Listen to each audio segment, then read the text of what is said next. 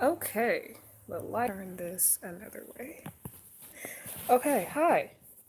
Some of you guys, of course, it is me, Ebony, from the Ebony Circle News. I do have this other channel, Anti Girl Code. I am going to be posting my pregnancy vlogs on here and restricting my political and non pregnancy related videos on my regular channel. Where to begin? So, if you guys are unfamiliar with my other channel, I am 28 weeks today. Meaning I'm in my third trimester. I'm in my third trimester, and I am a little over 6.5 months along. So, this is my first pregnancy, and it has not necessarily been a uncomfortable experience. However, there were things that I had to find out on my own that I'm sure other women will have to also find out on their own if they don't visit this channel, or if they simply have a different experience than my own and it's still hidden truths. Um, First off, I want to start with choosing the appropriate doctor. Um, Now, I live in California, and we do have the choice to simply have one doctor who can be there from the start to the finish, or sometimes, depending on the situation, you may end up having a different doctor present when you give birth. Now, that currently is not my situation. However, that is something that may end up being the end result for a lot of women, and they may not be aware of that.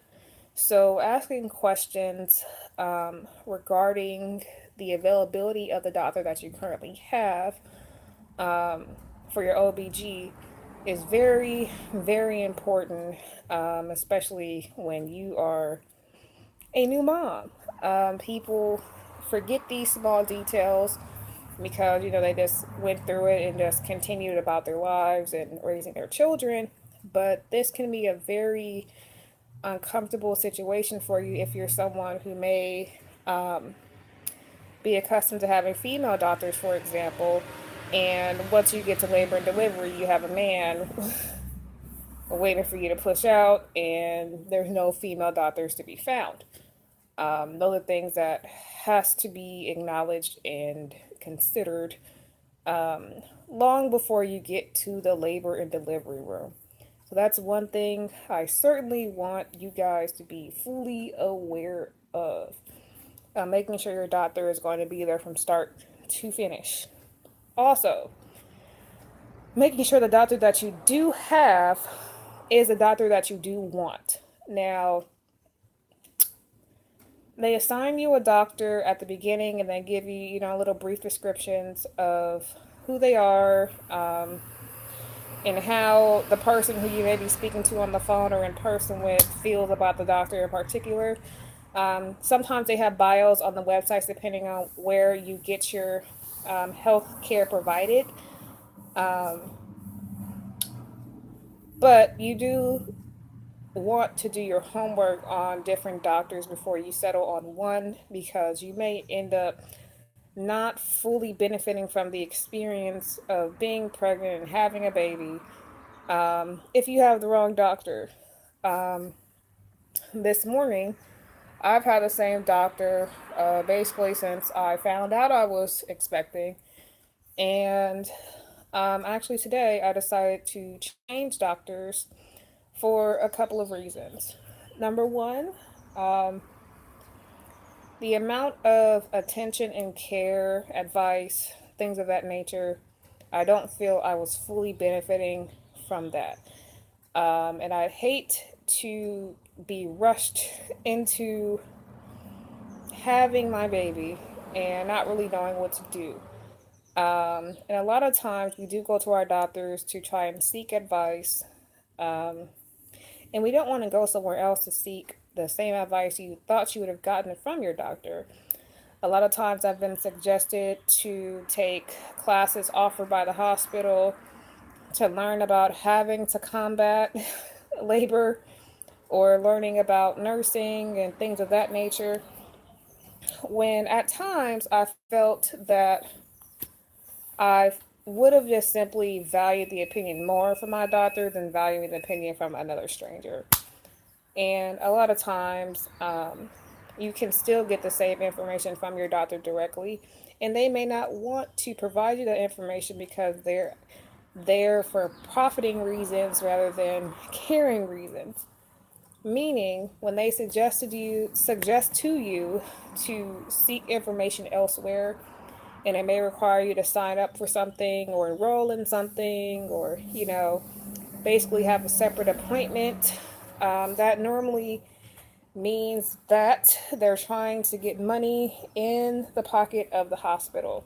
And you don't want to simply be a bank source when you are expecting again.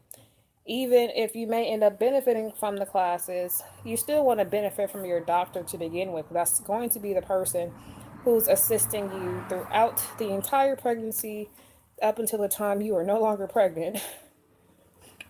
So you want to make sure that your doctor actually has those kinds of equal concerns that you and your partner does, or simply you, um, when having your baby. So that's also something to take into mind, that doctors sometimes are in the interest of simply profiting, not in the interest of the patients. It happens. Another thing, as far as pregnancy itself is concerned, in regards to the symptoms, side effects, things like that, well, I am having a girl, and of course, a lot of people assume that there's certain symptoms, moods, signs that come with being pregnant with certain genders. And for a while, people thought because I was relatively small and also my stomach stayed relatively low that I was giving birth to a boy when I'm actually having a girl. Um, Even though that's something very simple, don't really pay too much mind to the opinion of people too much, especially if they are not professionals. Sometimes you shouldn't really even take in every single suggestion that even professionals provide, because sometimes it may not be the right thing for you. Sometimes it's always to get a second or third opinion. Again, this is your first child, so you shouldn't be taking everything, the first thing that everyone says, as truth. You need to make sure that what is going on with you in your body is what's going on with you in your body, not with anyone else's. And people will simply suggest things to you based off of their experience personally. And sometimes people may not even have the same type of, number one, biological makeup as you, and number two, they probably even have the same gender of children as you. I find a lot of times women will provide suggestions and advice to me, which sometimes I will take, for what I should do to combat certain symptoms. But they were pregnant, they were relatively large while they were pregnant, and they gave birth to boys, not girls. So, a lot of the things that I may be experiencing or they experience, I may not have had not one symptom of what they went through versus somebody else. So, also taking that into mind, that people will give advice even if you don't need it, want it, let alone ask for it. Next thing that I want to mention as far as symptoms again is concerned, I am 6 months along, and it is starting to become a task to control my bladder. Now, I've already been warned about this, but I was not sure how um, impacted I was going to be by being pregnant.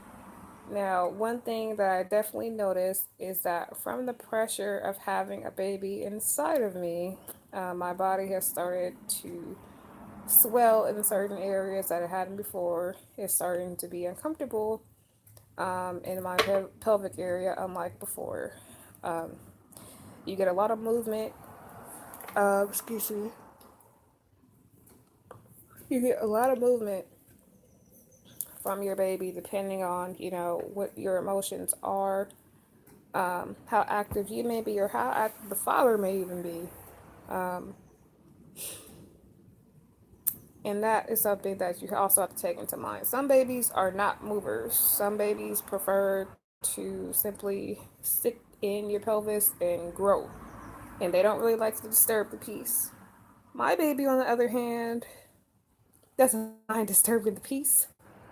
Um, she is starting to act very similarly to her older siblings. She has three older brothers. She is the only female to make it out of the sperm cage.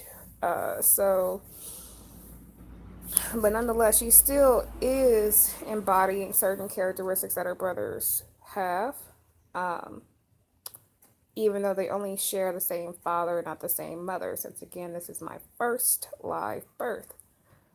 Um, Sometimes the babies will kick in certain directions to where it feels like they are kicking your bladder, or to where you have a sensation where you have to use the bathroom, or sometimes it feels like they kick in a way to where their foot felt like they exit the chamber a little bit, even though they didn't.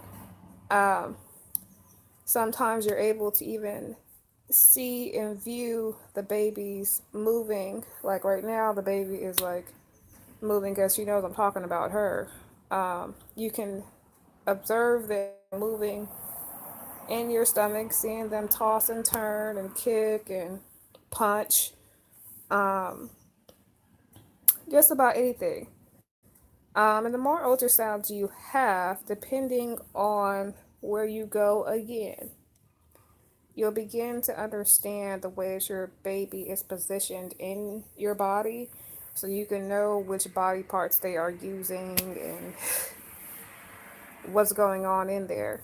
Also, being mindful of the diet that you choose can also impact how much your baby may or may not move. Now, my doctor suggested that take I take prenatal vitamins, just to maintain the health of the baby. I was taking um, prenatal gummies, and initially, in my first trimester, when I began taking them, my nausea was extremely overwhelming, and I was taking nausea pills while I was also taking the prenatal gummies. Now, being able to keep food down initially is a task on its own. Being able to not give the food back or give the prenatals back um, is a task on its own. So, being mindful that certain things are not going to be easy initially, but the longer you remain diligent and consistent with it, the more you'll be able to find comfort in it. But also, your dietary choices may change. One thing that I was always a fan of was seafood, chicken, just kind of very basic eating habits. But then I was unable to eat chicken as often. Seafood was completely out. And I was not someone who really ate red meat like that unless I would make spaghetti or something like tacos or something. And burritos was another thing that I really enjoyed eating. But for a couple of months, I was unable to consume pizza, spaghetti, chicken burritos, and I still don't do seafood at all. A lot of those favorite meals of yours are going to go away. They may come back once you get a little further into the pregnancy, once the nausea is over, if it ends. Um, but initially, your body is going to start changing. And if anything, I started to notice that some of my dietary choices were starting to be very similar to the way that my husband ate. And he likes a lot of red meat, a lot of things that basically will get your weight up, which has been happening. So be mindful that your diet is going to change. But I do also like to eat fruit a lot. Vegetables, it depends. But I'm not necessarily a fan of ranch. I'm not really a fan of anything that smells relatively strong, and I don't really use it on most items. Um, I can't really think of the last time I had ranch like that. The smell just was very strong. And right, initially, your first trimester, your senses are going to be basically attacked. Just even the smell of a car freshener, the little trees that you put on your rear view mirror, that can overwhelm your nose. It'll feel like if you never had allergies before, even if you did, the sensation of having some type of sinus infection, you'll think that's what it is, but that's not at all what it is. It's your body responding to the hormones. And that also encourages more nauseated feelings because now your nose is smelling everything. Certain things that you wouldn't even notice was there, now you notice it's there. You think that it's something going crazy in your head, but it's not. It's the baby doing it to you. So also being mindful of that. The smells become very dramatic. And that has not necessarily changed for me, but it doesn't feel like it's allergies anymore. So I still have the ability to smell things, very faint things, or simply pick up on certain odors before other people do. But initially, it felt like my entire nasal area was just overpowered. And I couldn't figure out what it was about. I just thought that maybe, oh, and headaches. I thought it was just my allergies, but it wasn't allergies. You will eventually be able to recognize the differences. Now, you would probably be able to get medication for some of these symptoms, but some of the symptoms come and go so fast, it's almost no need to do it because by the time you go to a doctor, you mention the symptoms, either the symptoms are over or you now have discovered a new symptom. So that's the other thing about being an expectant parent. There's always new things happening.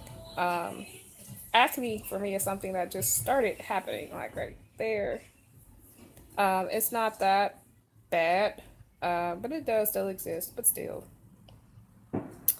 It's another hormonal change. So being mindful of that. So choosing your doctor, making sure your doctor actually cares about you, your well being, your baby's well being, and they don't just send you in and out of the appointment room and you don't really feel like you got anything out of it. Making sure that, even if you compare it to your other doctors you may have had in the past or your adult doctor, since sometimes that again could be different. If you notice clearly, like the way that your doctor responds to you in a certain department is a lot more spontaneous, and they make sure to give you a lot of advice, and they're always very open to communicating with you about things, even if they're, away from their desks or whatever. That's something to seriously note when you're having to now be concerned about not only yourself but also a baby on the way. So if they do not take too much care or attention to the things that you're saying, or if they just brush a lot of the things off and they don't really provide you with too much feedback about it, maybe it'll be best for you to try a different doctor. Um, but if you have that experience with most of your doctors, maybe it's best for you to just simply go to a different hospital altogether, and see how it goes there. You should not feel like you're hesitating to ask anything. You shouldn't feel like going to the hospital is kind of just a waste of your time. Because it shouldn't be that either. Because if that's the case, you can just have your baby at home. And some people do opt to do that too. People were doing it long before hospitals were created, so it's sensible for it to still be occurring now. And I want to go back to speaking about the bodily changes.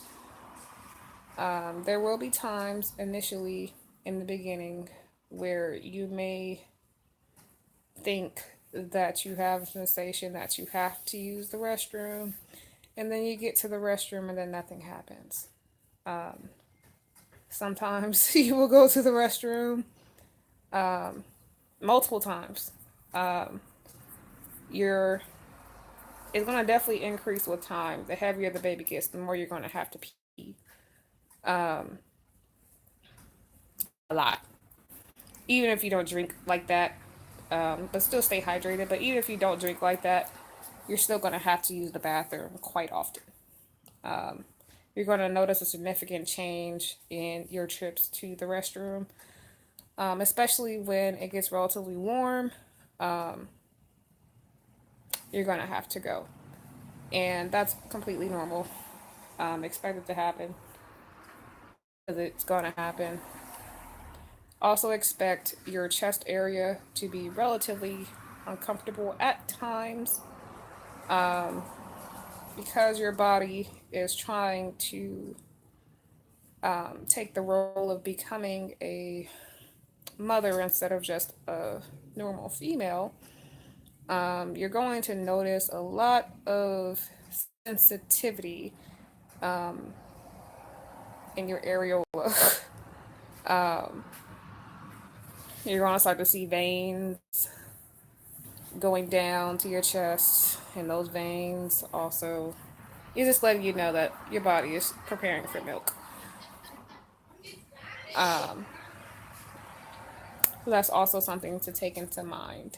There's nothing wrong with you when your chest feels sore. That's normally the signs of milk developing. That doesn't mean any milk will come out. I've never had any kind of liquid release from my chest. But the sensation of something going on there has occurred. And a lot of times when it's cold outside, that's when you really get the sense of the sensitivity in that area. So also communicating with your partner that you may not feel as comfortable. Make sure you tell them why. So they can understand that you're not trying to push them off or dismiss them of their normal services if that's what they like to do or address. And there's going to be certain times where you're just not interested, and there's going to be times where your body simply is too sore to even consider interaction. So communicating also with your partner is something that is a must. Even if they have kids, they don't have any kids with you, or sometimes even if you guys do have children, sometimes pregnancies change, and sometimes the symptoms change. So knowing that also, you should simply speak to your partner first about certain things before going to your female friends or other female counterparts for advice on it, because you don't want your partner to think that their opinion doesn't matter, or informing them about what's going on with their child is not important enough for you to tell them, but it's important enough for you to share with your friends. You don't want to create that kind of dynamic either. Always being very open about it If you have to change your doctor, tell your partner. If you're experiencing discomfort, tell your partner. If you're not in the mood, tell your partner.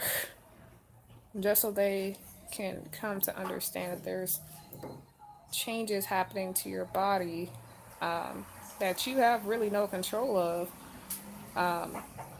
And it's not them, and it's not even you either, it's the baby. So just keep blaming the baby. Um,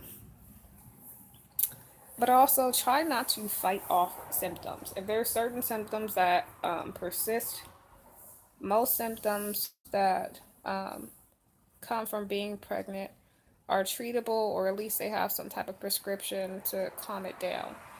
If you have issues with using the restroom, and I don't mean urinating. If you have other issues with using the restroom, make sure you speak to your doctor about that too, because you don't want to um, strain yourself trying or believing you have to go and nothing is happening. For Black women, anemia is something that certainly captivates our people. So also making sure that you take iron supplements or simply some type of additional vitamin to address that, to make sure your body is healthy. And if you're having a girl, your girl is healthy, because that can be something that can easily transfer over to her. So making sure that you remain hydrated and remain healthy, remain aware of what you need to do to make sure this is a very simple pregnancy. Um, Also, if you don't want to eat, eat anyway. You have to make sure that you're eating.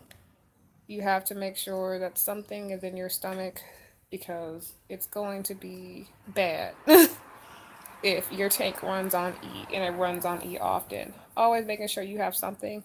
A protein bar used to be enough for me to like make it through the morning if I don't really feel like doing anything. But um, that's not enough anymore. It has to be more to it. If you can have like a fruit salad in the morning, or have it a real breakfast, make some eggs, make some bacon, or links, sausage, whatever you want to eat. Um, just always making sure you have something readily available to consume that isn't extremely light, because you're no longer eating only for yourself. Um, so those are some of the things that I wanted to simply disclose on here that I had to find out and figure out for myself.